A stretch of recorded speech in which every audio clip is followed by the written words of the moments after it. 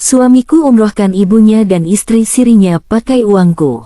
Saat semua terbongkar, aku blokir semua akses keuangan dan kugugat cerai dia.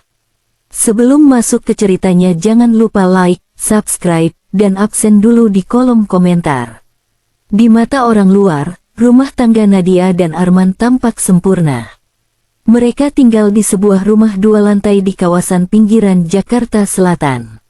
Rumah dengan pagar besi hitam, taman kecil, dan ruang tamu berisi sofa empuk yang selalu rapi. Di dindingnya tergantung foto pernikahan mereka.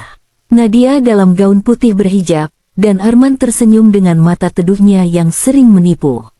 Nadia bekerja sebagai analis keuangan di sebuah perusahaan multinasional. Gajinya besar, tabungannya stabil. Ia tipe perempuan mandiri, perfeksionis, dan sangat loyal. Sejak menikah 5 tahun lalu, ia memutuskan menanggung semua kebutuhan rumah tangga karena Arman meski lulusan universitas ternama memilih menjadi freelancer yang entah hasil kerjanya apa. Awalnya, Nadia tidak keberatan. Toh, Arman tampak penuh perhatian. Membantu di rumah, menjemputnya di kantor, bahkan sering membuatkan teh hangat saat ia lembur. Nadia mengira itulah cinta, saling melengkapi. Ia mencintai lelaki itu dengan segala kekurangannya. Namun, seiring waktu, ada yang berubah. Arman makin jarang bertanya kabar. Ia lebih sibuk dengan gawainya. Wajahnya datar setiap kali Nadia pulang kerja. Bahkan, ketika Nadia memberi kejutan ulang tahun berupa jam tangan mahal, Arman hanya menjawab dengan satu anggukan dingin, "Makasih." Dan di antara perubahan itu, hadir satu sosok yang selalu menjadi duri dalam daging, ibu mertua. Sejak tinggal bersama, mertua Nadia tak pernah puas. Masakan Nadia dianggap terlalu asin. Pakaian yang dibelikan dianggap murahan. Bahkan suatu kali, saat Nadia sedang flu berat dan tidak bangun untuk menyiapkan sarapan, sang mertua berkata, "Ibu paham kenapa Arman betah di luar rumah." Ucapan itu menamparkan batin Nadia, tapi ia diam. Ia selalu diam, demi suami, demi rumah tangga, demi harga diri. Dan karena itu pula, ketika Arman datang malam itu dengan wajah penuh semangat dan berkata, "Ma, ibu pengen umroh tahun ini. Aku janji bakal jadi imam yang lebih baik kalau ibu bahagia." Nadia kembali menahan perasaannya. "Tabungan kita belum cukup, men," jawabnya pelan. "Tapi kamu masih punya tabungan pribadi, kan?" tanya Arman, tanpa ragu. Kalimat itu seperti pisau kecil yang menusuk perlahan. Tapi Nadia tetap mengangguk. Ia membuka rekening simpanan pribadinya, yang selama ini ia kumpulkan untuk rencana sekolah pascasarjana di luar negeri, dan mentransfer semua yang diminta. Demi keluarga, demi cinta, demi keyakinan bahwa pengorbanan perempuan pasti akan dihargai suatu hari nanti. Namun malam itu, saat ia menatap layar ponselnya, dan melihat saldo tabungan menyusut drastis, ada bagian dalam dirinya yang mulai retak. Ia belum tahu, tapi retakan itu akan berubah menjadi jurang dalam. Dan dari sanalah, semuanya akan dimulai. Sejak pagi, rumah itu dipenuhi suara koper diseret, suara ibu mertua yang sibuk menyortir baju gamis dan parfum Arab, dan suara Arman yang mondar-mandir memeriksa paspor. Mereka akan berangkat umroh malam ini. Nadia hanya berdiri di depan pintu kamar, memeluk bahu sendiri, mencoba menekan perasaan yang tak bisa ia beri nama. "Mas, semua dokumen sudah kamu siapkan?" tanyanya singkat, berusaha terdengar netral. Arman mengangguk tanpa menoleh. "Udah, tenang aja. Travelnya bagus kok, dapat hotel bintang 5 di Madinah." Kata itu menempel di kepala Nadia seperti kep panas. Uang yang ia kumpulkan selama bertahun-tahun, uang yang ia sisihkan dari jatah makan siang dan bonus tahunan, kini melayang dalam satu perjalanan yang bukan keinginannya. Ia tak pernah menginginkan pergi umroh bersama keluarga Arman. Bahkan bukan rencananya tahun ini. Tapi Arman meyakinkannya dengan satu kalimat yang terkesan tulus. "Aku cuma pengen bahagiain ibu sebelum terlambat." Dan Nadia, seperti biasa, memilih mengalah. Sore harinya, ia mengantar Arman dan ibu mertuanya ke bandara. Memandang mereka berjalan di area keberangkatan, Nadia merasa seperti hantu, tak terlihat, tak diinginkan. Di perjalanan pulang, hujan turun. Gerimis kecil mengetuk kaca mobil seperti tangis yang enggan keluar. Nadia berhenti di lampu merah, dan saat itu teleponnya berbunyi. Notifikasi dari aplikasi bank. Transaksi berhasil, Rp22.500.000 PT Nusantara Travel Umrah, 2. Dua orang. Nadia mengernyit. Ia mengingat jelas, ia hanya diminta membayar untuk ibu mertua. Arman bilang dia akan membayar sendiri. Katanya sudah ada tabungan. Tapi mengapa jumlahnya untuk 2 orang? Pikirannya kacau. Ia mencoba menyangkal. Mungkin Arman hanya lupa memberitahu. Sesampainya di rumah, Nadia langsung membuka laptop. Ia login ke akun bank. Matanya menyusuri mutasi rekening. Ada beberapa transaksi mencurigakan ke akun pribadi atas nama perempuan yang tidak ia kenal. Salah satunya mencantumkan keterangan, Rista pelunasan biaya umroh, Rista. Nama itu muncul berulang. Jantung Nadia berdetak lebih cepat. Dengan tangan gemetar, ia mengambil tablet milik Arman yang tertinggal di ruang kerja. Sebuah kebiasaan buruk Arman, tak pernah mengunci perangkat. Ia membuka aplikasi pesan. Dan disitulah semuanya terbuka. Sayang, aku udah atur biar kita dapat kamar hotel yang gak terlalu jauh. Gak sabar ibadah bareng kamu. Jangan bilang-bilang ke dia ya, nanti ribet. Urusan duit, semua udah aman. Dia yang bayarin. Kamu luar biasa, Mas. Aku makin cinta. Semua kata itu menusuk Nadia seperti peluru. Bukan hanya karena isi pesannya, tapi karena pengirimnya. Rista, perempuan yang menyimpan nama Arman dengan emoji hati. Nadia terduduk di kursi, lututnya lemas. Ia menatap layar dengan mata kosong. Lalu perlahan tablet itu ia letakkan. Tangis tidak langsung keluar. Yang muncul pertama kali justru adalah hening. Hening yang menyiksa. Hening yang menandai satu hal. Rumah tangganya sudah tidak suci. Dan dia telah dikhianati dalam diam. Malam itu, Nadia duduk di kamar sendirian. Lampu dimatikan. Tirai tertutup. Hanya cahaya dari layar laptop yang menyala di hadapannya, menampilkan satu nama, Rista Maulida. Dengan jari-jari dingin, ia mengetikkan nama itu di mesin pencari. Dan dalam hitungan detik, muncul sebuah profil media sosial dengan foto seorang wanita muda berparas cantik, mengenakan gamis dan kerudung serba putih. Di bionya tertulis, istri yang sedang belajar menjadi lebih taat. Nadia menahan napas. Jantungnya berdegup tidak karuan. Scrolling ke bawah, ia menemukan sebuah foto yang membuat dadanya terasa seperti diremas. Foto Ka'bah dengan caption, bersama yang halal, semoga ini jadi awal hijrah kita. Komentar pertama di bawahnya membuat Nadia mual. Arman Maulana 07. Amin. Istriku. Barakallah ya. Nadia menutup laptopnya dengan kasar. Tubuhnya gemetar. Untuk pertama kalinya dalam hidupnya, ia merasa muak. Dengan Arman, dengan mertua, bahkan dengan dirinya sendiri yang selama ini terlalu percaya. Malam itu ia tidak bisa tidur. Pukul 3 pagi, ia masih duduk di ruang makan, menatap meja makan yang selama ini ia isi dengan jerih payahnya. Lalu pikirannya menari, mengulang satu momen demi satu momen, ucapan Arman, permintaan mertua, dan semua pengorbanannya yang terasa sia-sia.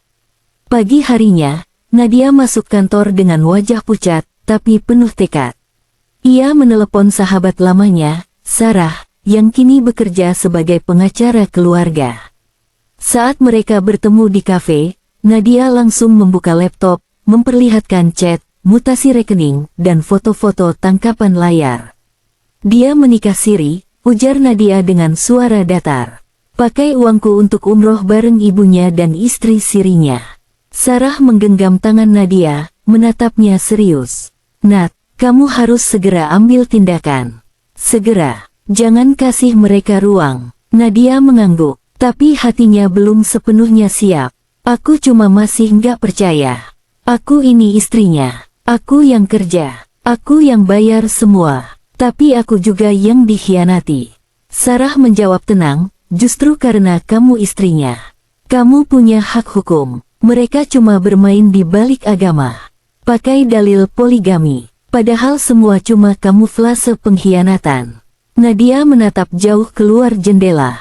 Ia tahu, saat Arman kembali dari Tanah Suci, neraka rumah tangga yang selama ini ia pendam, akan meledak. Dan kali ini, dia tidak akan diam. 3 hari setelah Arman dan ibu mertuanya kembali dari Tanah Suci, rumah itu seperti panggung sandiwara. Nadia menyambut mereka dengan senyum tipis, seolah tak terjadi apa-apa. Arman mendekatinya, memeluk ringan sambil berkata, "Kamu kelihatan capek, Ma. Tapi aku bawain kamu air zam-zam dan kurma ajwa." Nadia menerimanya, bukan karena rindu, tapi untuk menahan ledakan yang masih tertahan di tenggorokannya. Malam itu, makan malam terasa dingin. Ibu mertua bercerita panjang soal pengalaman spiritualnya di Madinah. Tapi tak sekalipun menyebut nama Nadia, bahkan sekadar mengucap terima kasih. Arman juga sibuk dengan ponselnya, sesekali senyum-senyum sendiri. Nadia tahu pasti siapa yang sedang ia kirimi pesan. Dan di saat itulah, sesuatu di dalam dirinya patah untuk terakhir kalinya. Keesokan harinya, Nadia duduk berhadapan dengan Arman di ruang keluarga. Tak ada senyum, tak ada basa-basi. "Aku tahu semuanya," katanya singkat. Arman terdiam, tapi ekspresinya tidak terkejut.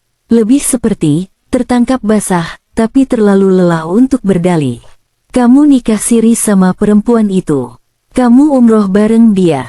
Kamu pakai uangku. Kamu bohong. Dan yang paling menyakitkan, kamu diam seolah aku ini cuma mesin ATM."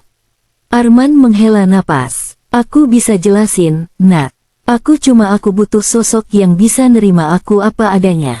Nadia menahan air mata. "Apa adanya? Kamu gak kerja. Kamu hidup dari uangku. Kamu bawa ibumu tinggal di rumah yang aku cicil. Tapi kamu malah kasih status istri ke perempuan lain." Arman menunduk. "Kamu ngerasa kurang jadi laki-laki karena aku yang lebih kuat. Karena aku enggak lemah lembut kayak yang kamu harapkan. Lalu kamu balas dengan cara sekeji ini." Suasana hening. Lalu suara langkah terdengar. Ibu mertua masuk ruang keluarga.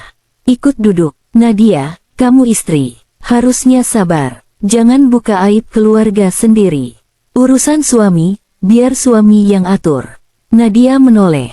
Pelan. "Saya sabar, Bu. 5 tahun saya sabar. Tapi saya bukan perempuan yang bisa dimanfaatkan selamanya atas nama istri solihah." Ibu mertua mendengus. "Kamu terlalu bangga dengan pekerjaanmu. Makanya Arman butuh yang lembut. Kamu dominan." Saat itulah, Nadia tersenyum untuk pertama kalinya hari itu. Senyum dingin. "Baik, Bu. Mulai hari ini saya berhenti. Berhenti jadi istri yang dominan. Karena saya enggak mau lagi jadi istri dia." Hari itu juga, Nadia menghubungi Sarah. "Lanjutkan proses semua dokumennya. Aku ingin semua akses keuanganku diamankan. Semua rekening yang dulu atas nama bersama, pisahkan. Mulai hari ini, aku tidak ingin dia sentuh 1 rupiah pun." Sarah mengangguk penuh dukungan. "Kita akan blokir semua. Mulai dari akses bank sampai kartu kredit yang dia pakai. Dan kita akan siapkan gugatan cerai." Malamnya, Nadia memandang ke cermin. Wajahnya lelah, tapi ada sinar yang mulai kembali. Untuk pertama kalinya, ia tak merasa takut, karena luka telah membentuknya menjadi lebih kuat daripada sebelumnya. Pagi itu, Arman terbangun dengan wajah cerah. Ia menyapa Nadia seperti biasa, seolah kemarin tak terjadi apa-apa. Namun, Nadia hanya menjawab dingin. "Aku sudah cabut semua aksesmu ke rekening." Arman terdiam, kaget. "Apa maksudmu?" tanyanya. Suara mulai naik. Nadia menatapnya tanpa gentar. "ATM yang kamu pegang sudah diblokir.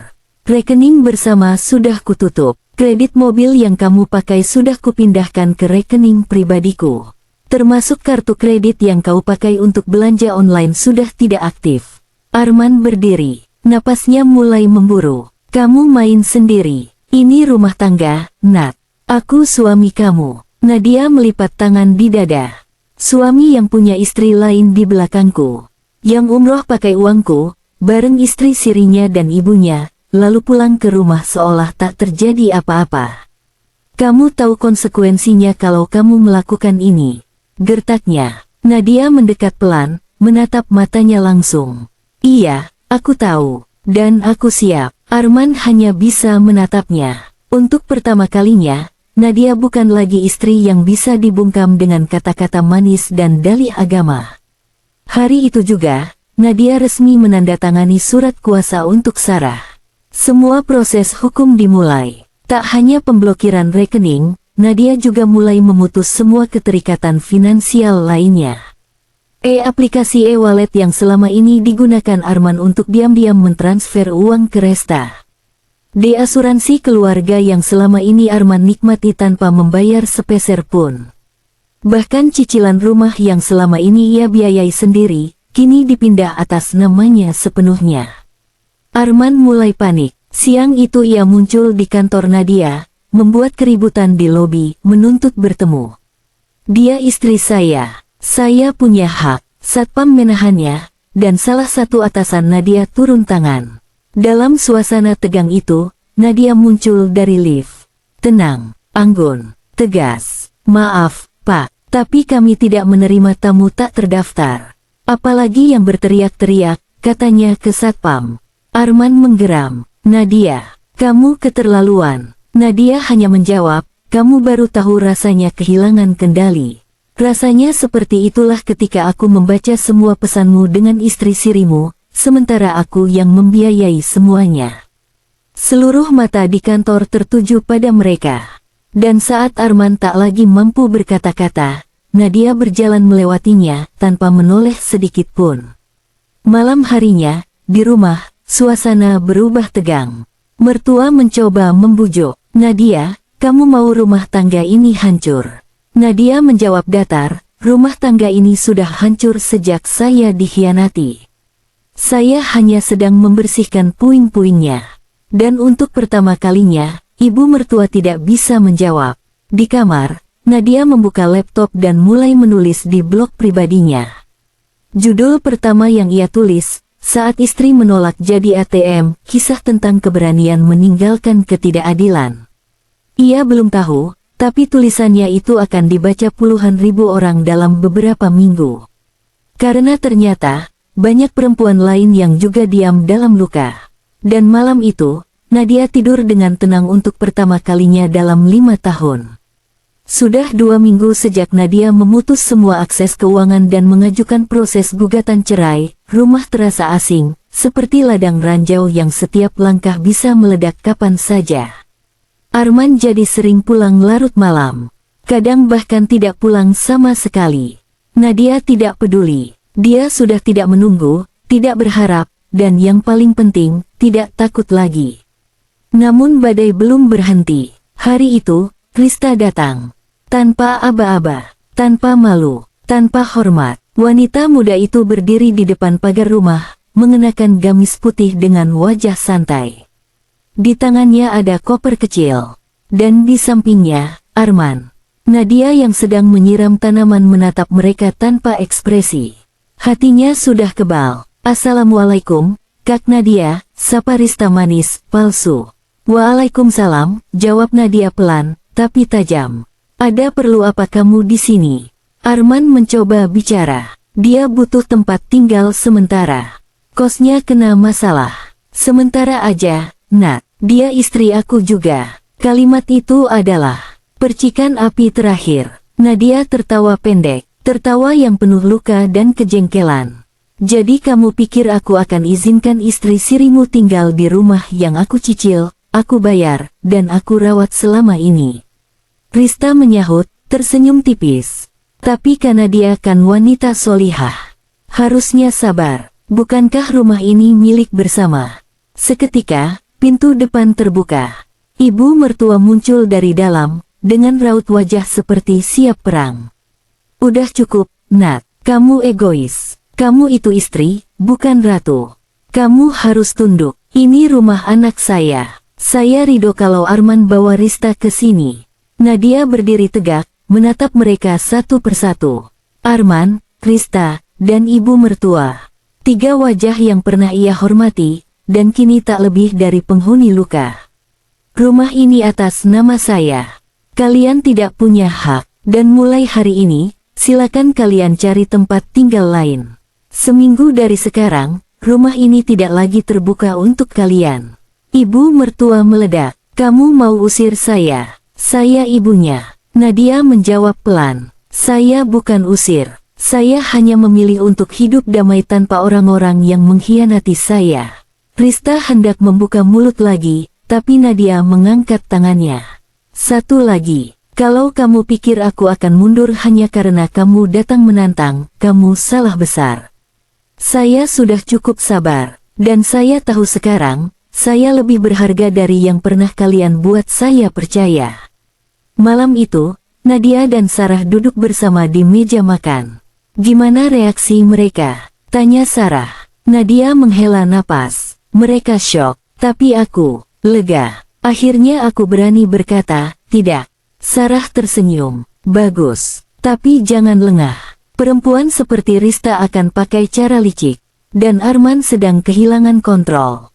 Siap-siap untuk klimaksnya. Nadia mengangguk. Ia tahu badai belum selesai. Tapi kini, ia berdiri dengan kepala tegak. Bukan lagi sebagai istri yang memohon cinta, tapi sebagai perempuan yang menuntut keadilan. Pengadilan agama, pukul 9 pagi. Langit mendung, jalanan lengang, dan langkah kaki Nadia terasa berat tapi mantap. Di tangannya tergenggam map coklat berisi bukti lengkap. Surat nikah, mutasi rekening, tangkapan layar percakapan Arman dengan Rista, serta catatan legal dari Sarah.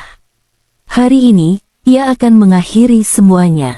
Bukan karena menyerah, tapi karena sadar bahwa bertahan demi cinta yang sudah mati, hanya menyiksa diri. Ruang tunggu pengadilan dipenuhi wajah-wajah murung. Beberapa perempuan duduk menunduk dengan mata sembab. Nadia memperhatikan mereka, dan untuk sesaat, merasa menjadi bagian dari komunitas yang tak pernah diberi suara. Perempuan yang memilih pergi bukan karena lemah, tapi karena cukup. Tak lama, Sarah datang. Berkas sudah lengkap. Gugatan cerai kita resmi masuk hari ini. Setelah ini tinggal menunggu jadwal sidang, ucapnya tenang. Nadia mengangguk, hatinya seperti diremas. Ini bukan hanya tentang perceraian, tapi tentang membongkar luka yang selama ini ia tutupi rapat-rapat. Malamnya, Arman pulang dalam keadaan mabuk. Itu pertama kalinya Nadia melihatnya seperti itu. Jadi kamu serius? Gumam Arman, berdiri goyah di ambang pintu kamar. Kamu tega ngelakuin ini ke aku? Ke ibu? Nadia menatapnya datar. Kamu yang mulai, men. Aku hanya menyelesaikannya. Arman tertawa miris. Kamu pikir kamu bisa hidup tanpa aku? Siapa yang bakal nerima perempuan seperti kamu? Yang keras, yang terlalu dominan. Nadia berdiri. Lebih baik sendirian daripada hidup bersama orang yang merendahkan aku tiap hari. Arman menatapnya lama, tapi kali ini, tidak ada gertakan. Tidak ada emosi, hanya kekalahan. 2 hari kemudian, surat pemanggilan resmi dari pengadilan agama dikirim ke rumah. Ibu mertua membaca surat itu di ruang tamu dan langsung memanggil Nadia. Ini maksudnya apa? Kamu serius mau ceraikan Arman? Nadia menjawab tenang. Sudah saya pertimbangkan matang-matang, Bu. Saya hanya sedang memilih waras. Ibu mertua menangis, tapi bukan karena menyesal, melainkan karena marah. Kamu tega. Kamu hancurkan nama keluarga kami. Nadia berdiri, menatap matanya. Keluarga seperti apa, Bu? Yang diam saat saya dikhianati. Yang minta uang tapi tidak pernah beri kasih sayang. Saya tidak sedang menghancurkan keluarga. Saya sedang menyelamatkan diri saya. Malam itu, Nadia membuka laptopnya kembali. Ia menulis, kita sering diajarkan untuk mempertahankan pernikahan apapun kondisinya. Tapi tidak pernah diajarkan bagaimana caranya pergi dengan martabat saat semuanya sudah layak ditinggalkan. Lalu ia menutup laptop, mengunci kamar, dan tidur dengan tenang. Karena mulai hari itu, perjuangan menuju kebebasannya telah resmi dimulai. Gedung pengadilan agama dipenuhi hiruk-pikuk suara langkah dan bisik-bisik. Hari ini sidang pertama antara Nadia dan Arman dimulai. Ruang sidang itu tak hanya akan menjadi tempat keputusan hukum, tapi panggung besar di mana semua luka akan ditelanjangi. Di dalam ruang sidang, Nadia duduk tegak di kursinya, mengenakan kemeja putih polos dan jilbab abu-abu. Tenang, dingin, dan tegar. Di sampingnya, Sarah membolak-balik berkas dengan penuh kesiapan. Di seberang ruangan, Arman hadir bersama ibunya. Wajahnya pucat. Ibu mertuanya tak henti-henti menatap sinis ke arah Nadia, seolah ingin menusuk dengan pandangan. Hakim masuk, palu diketuk, sidang dimulai. Hakim membuka. Saudari Nadia, Anda menggugat cerai dengan alasan adanya pernikahan siri dan pengkhianatan finansial. Apakah itu benar? Nadia mengangguk. Benar, Yang Mulia. Saya telah diselingkuhi, dimanipulasi, dan ditipu secara emosional serta finansial. Dan saya memiliki bukti yang lengkap. Sarah menyerahkan dokumen dan cetakan tangkapan layar chat antara Arman dan Rista. Rekening koran, mutasi transfer, semua ditunjukkan. Ruangan hening. Arman menunduk. Ibunya memucat. Saat giliran Arman bicara, ia mencoba berkilah. Saya memang menikah siri, tapi saya tidak pernah berniat menyakiti Nadia. Saya merasa tidak cukup dihargai sebagai laki-laki di rumah. Saya merasa seperti tamu di rumah sendiri. Hakim menatapnya tajam. Dan Anda memilih menikah lagi secara diam-diam tanpa izin istri sah. Lalu membiayai istri kedua menggunakan dana istri pertama. Arman gelagapan. Saya khilaf, Yang Mulia. Nadia menyela. Suaranya pelan tapi menusuk. Khilaf tidak terjadi selama 1 tahun penuh. Khilaf bukan berarti umroh bareng selingkuhan sambil memakai uang saya. Khilaf juga bukan berarti mempermalukan saya di depan teman-teman dan rekan kerja.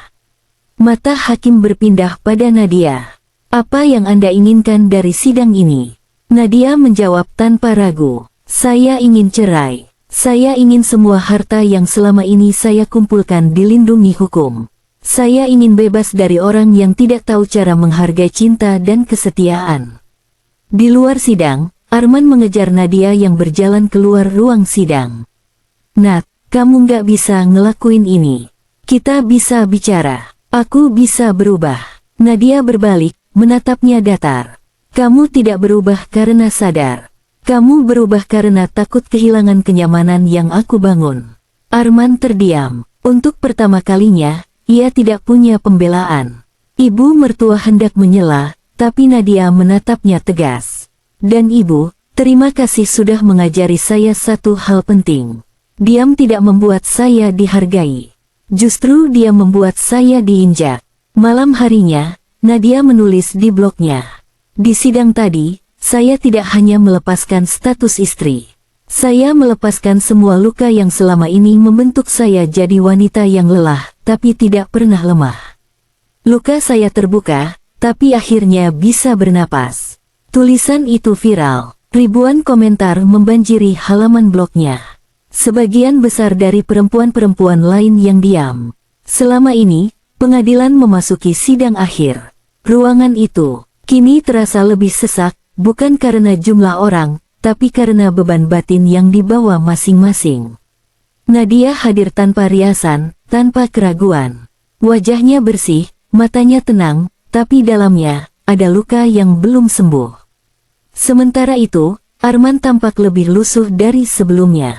Pandangannya kosong. Suara-suara di ruang sidang seperti tak masuk ke telinganya.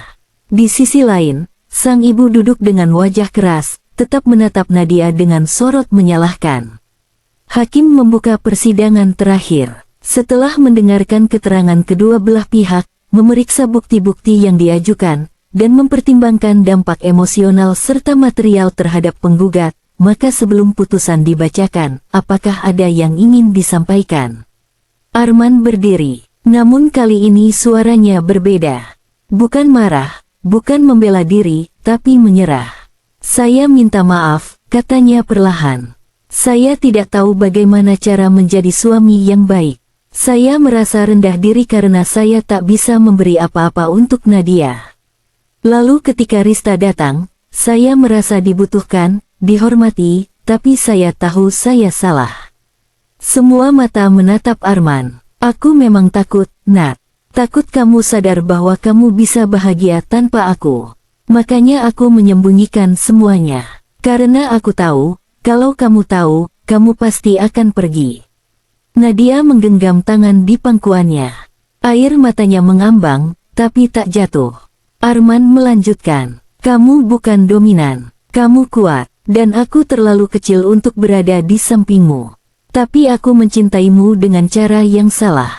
Hakim mengangguk perlahan. Dengan mempertimbangkan keseluruhan bukti dan kondisi psikologis penggugat akibat pengkhianatan serta penelantaran moral dan finansial oleh tergugat, maka gugatan cerai dikabulkan. Nadia dan Arman resmi bercerai. Di luar sidang, Arman berdiri memandangi punggung Nadia yang berjalan menjauh dari pengadilan. Tak ada kata-kata, tak ada jeritan, hanya keheningan yang panjang. Ibu Arman mendekatinya, hendak bicara, tapi Arman mengangkat tangan. Cukup, Bu. Mungkin selama ini kita yang salah menilai dia. Sang ibu menunduk. Malam harinya, Nadia duduk di teras rumah lamanya. Rumah yang segera ia jual. Di tangannya secangkir teh. Di wajahnya tak ada senyum, tapi juga tak ada amarah. Hanya rasa lega, dan duka yang mulai mengering. Ia membuka ponselnya, menulis. Terkadang kita tidak kehilangan seseorang karena dia pergi. Kita kehilangan mereka sejak lama. Hanya saja baru hari ini kita punya keberanian untuk menerima kenyataan. Lalu ia menutup ponsel, menatap langit malam, dan untuk pertama kalinya, keheningan terasa seperti kebebasan. 2 bulan berlalu sejak putusan cerai dibacakan. Rumah besar yang dulu dipenuhi tekanan, kini sudah kosong. Sudah dijual, sudah ditinggalkan, dan tidak ditangisi. Nadia pindah ke sebuah apartemen kecil di pinggiran kota. Sederhana, 1 kamar tidur, tanpa ruang tamu besar, tanpa taman. Tapi di balik kesederhanaannya, tempat itu terasa seperti udara segar setelah terjebak terlalu lama dalam ruang pengap. Tak ada lagi suara ibu mertua menyindir. Tak ada lagi Arman yang memeriksa saldo rekening dengan diam-diam. Tak ada lagi luka baru tiap pagi. Yang tersisa hanya Nadia dan dirinya sendiri. Rutinitas baru. Pagi-pagi, Nadia membuat kopi sendiri, membuka laptop, dan mulai bekerja dari rumah. Ia kini memilih menjadi konsultan freelance. Proyeknya justru semakin banyak sejak blog pribadinya viral. Ratusan email masuk setiap minggu. Sebagian dari perempuan yang mengalami hal serupa. Sebagian lagi hanya ingin berterima kasih karena tulisan Nadia menyelamatkan mereka dari keputusan yang salah. Salah satu email berbunyi, saya membaca tulisan Mbak Nadia dan langsung menangis. Selama ini saya pikir saya harus bertahan meski disakiti. Sekarang saya tahu, bertahan itu pilihan, bukan kewajiban. Nadia membaca sambil tersenyum lirih. Iya. Tidak menyangka dari luka yang pernah membuatnya nyaris tenggelam. Kini tumbuh kekuatan yang bisa menyelamatkan orang lain. Sore itu, Sarah datang berkunjung. Mereka duduk di balkon kecil, menatap langit senja. Kamu tahu, Nat, kata Sarah sambil menyeruput kopi. Dulu kamu kelihatan seperti wanita paling sabar. Tapi sekarang, kamu kelihatan seperti wanita paling tenang. Nadia tertawa kecil. Karena sekarang aku sudah selesai mencoba menjadi versi istri ideal yang orang lain inginkan. Sarah mengangguk, dan kamu jadi versi dirimu sendiri. Yang paling kuat. Nadia terdiam sejenak. Dulu aku pikir rumah adalah tempat di mana ada pasangan, keluarga besar, dan semua tradisi itu, katanya pelan. Tapi sekarang aku tahu, rumah cukup tempat di mana kamu tidak merasa takut menjadi dirimu sendiri. Malamnya, Nadia menyalakan lilin aromaterapi. Ia menulis di blog, aku tidak bahagia karena sudah bercerai. Aku bahagia karena akhirnya berhenti bertahan demi hal yang menyakitiku. Kadang, rumah tidak harus besar. Cukup tempat kecil yang penuh ketenangan, tanpa teriakan, tanpa air mata. Rumah yang tak lagi gelap. Ia menutup laptop, menatap langit dari balik jendela kaca. Dan untuk pertama kalinya, ia merasa pulih.